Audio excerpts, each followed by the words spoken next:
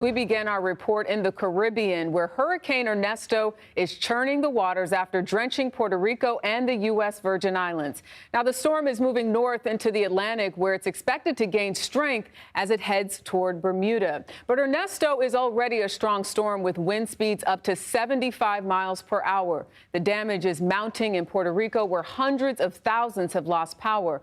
Our Manuel Bojorquez is on the ground in Dorado, which is about 10 miles from the capital of San Juan. Manny. We've just arrived in Dorado. This is a neighborhood that's about a half hour outside of San Juan, and you can see a problem that is being multiplied over and over across the island. That, of course, being power lines and power poles that came down during the storm. So, of course, the power is out to this neighborhood, and we've noticed that authorities have blocked access to the road, but we weren't able to immediately notice the presence of power crews, and that's a big concern for people. For many of them, painful reminders of what they went through in 2017 during Hurricane Maria, when the power grid essentially was out for many people for several weeks and even months. That has always been a concern here, the weak infrastructure, especially when it comes to the power grid.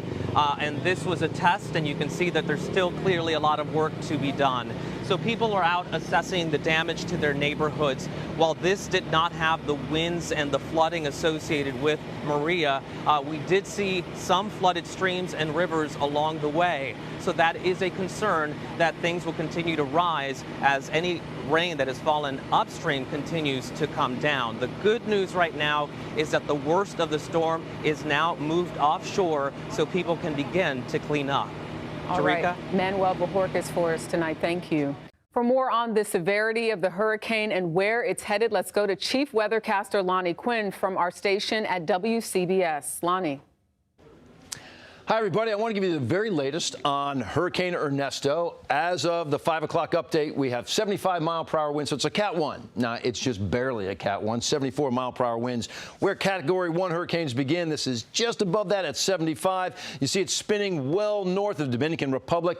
If you take a peek at who's had the biggest hit in terms of rainfall, it has been the Virgin Islands and Puerto Rico. Puerto Rico still getting lashed by some of the outer bands, but the center is way up here. All right, so like I said, it is north of Hispaniola, moving to the north, and here's what we see happening.